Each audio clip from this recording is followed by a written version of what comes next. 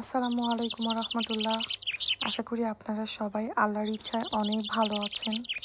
তো আমিও আমার পরিবারও আলহামদুলিল্লাহ সুস্থ আছি, ভালো আছি।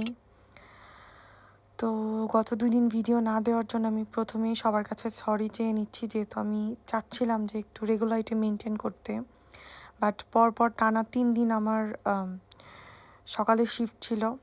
সো আমাকে হচ্ছে 4টা-5টার দিকে ঘুম থেকে উঠতে হয়েছে, অ্যান্ড রাতেও ঠিকমতো ঘুম হয় নাই। সব কিছু মিলে আমি অনেক এক্সস্টেড ছিলাম। আর তার থেকে বড় কথা, বাবু খুব খাওয়া দাওয়া নিয়ে ঝামেলা করতেছে। তো এই সব কিছু মিলায় আমি আসলে টাইমই বের করতে পারিনি। ইভেন আমি বাজারও করতে পারিনি, গ্রোসারি। তো আজকে কাজ শেষ করে এই যে দেখতে পাচ্ছেন, আমি এবং আপনাদের ভাইয়াও এসেছিলো। তো আমরা সবাই মিলে একটু গ্রোসারি বাজারগুলো করলাম। তো এরপরে দেখতে পাচ্ছেন প্রচুর প্রচুর বাজার করা হয়েছে, যেহেতু মানে আমি এখন টাইমই পাই না। আর আপনাদের ভাইয়াকে যদি কিছু আনতে দিই, তাহলেও এত কিছু জিনিস একসাথে নিয়ে আসে, মানে কি বলবো। যদিও আমিও আজকে যাই অনেক কিছু আনছি, বাট এটা আসলে 1-2 দিনের না, অনেক কিছু আছে যেখানে এগুলো 1 মাসের।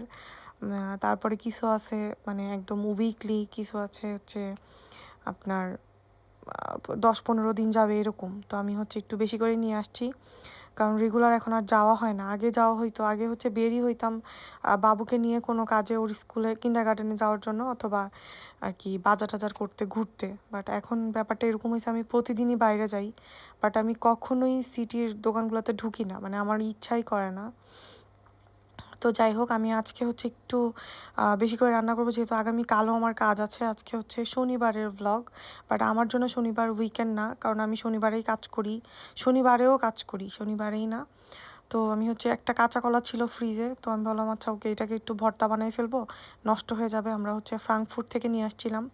আর এদিকে হচ্ছে একটু লেফট ওভার, মানে আজকে হচ্ছে লেফট ওভার সব জিনিসপত্র দিয়ে আমরা হচ্ছে সন্ধ্যার নাস্তাটা করতেছি। যেহেতু নর্মালি আমরা বাসায় থাকি না, আমি থাকি না বা আপনাদের ভাইয়া থাকে না, তো আমাদের নাস্তা করা হয় না একসাথে কখনোই।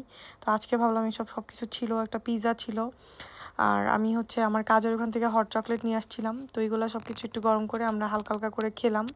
তো দেখতেছেন এত, বাট আসলে এত তো খাইনি, অল্প অল্প করে খেয়েছি। তো এরপরে ভাবলাম আজকে রাত্রে একটু বিরিয়ানি খাওয়া যাক, যেহেতু বাসায় আছি রাত্রের দিকে, মানে কালকে একদম সকাল সকাল কাজ নেই। তো এটাই হচ্ছে আমার জন্য রিল্যাক্স, যে একদম ভোরে উঠতে হয় না।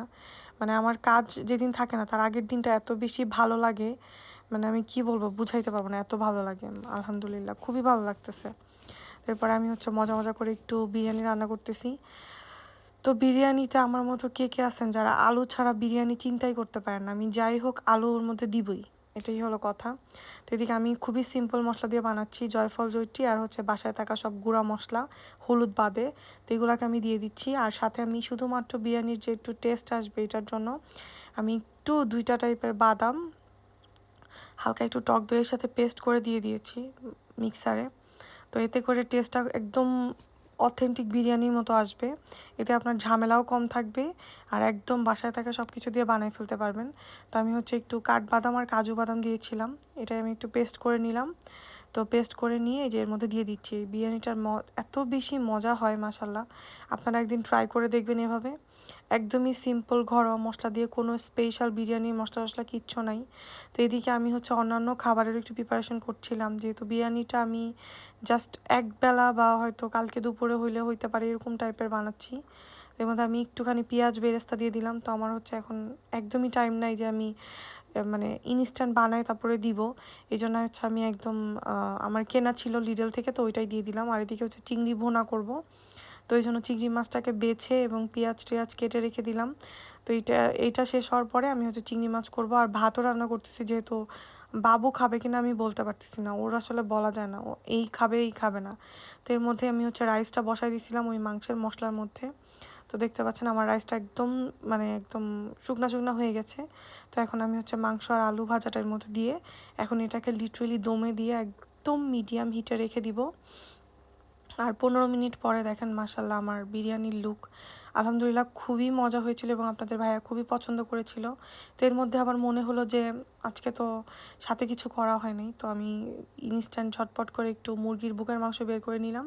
তো ওইটা দিয়ে আমি হচ্ছে একটু কাবাব বানিয়ে ফেলছি, জালি কাবাব। তো বাসায় হচ্ছে জারা লেবু ছিল বাংলাদেশের, তো এটাও বাংলাদেশি দোকান থেকে আনা। তো ওইটা দিয়ে হচ্ছে একটু খাবো। লেবু দিয়ে বিরিয়ানি খেতে এত বেশি মজা, মানে এটা কি বলবো, এটা আসলে মানে আমার সব থেকে পছন্দের খাবার হচ্ছে গরুর মাংসের বিরিয়ানি। তো তো এই তো বকবক করতে করতে আজকের ব্লগটা অলমোস্ট শেষের পথে। তো আমার ব্লগগুলো যদি আপনার ভালো লাগে আপনাদের, তো আমার এই যে ডেইলি লাইফ ব্লগগুলো একদম সারাদিনের ব্লগ বা আপনারা কী টাইপের ব্লগ আমার কাছে দেখতে চান অবশ্যই কমেন্টস করবেন। আর যেহেতু আমার চ্যানেলটা নতুন, অবশ্যই সাবস্ক্রাইব করবেন, তাহলে ইনশাআল্লাহ আমি নতুন নতুন ভিডিও দিব। তো আজকের মতো এখানে শেষ করছি। আল্লাহ হাফিজ।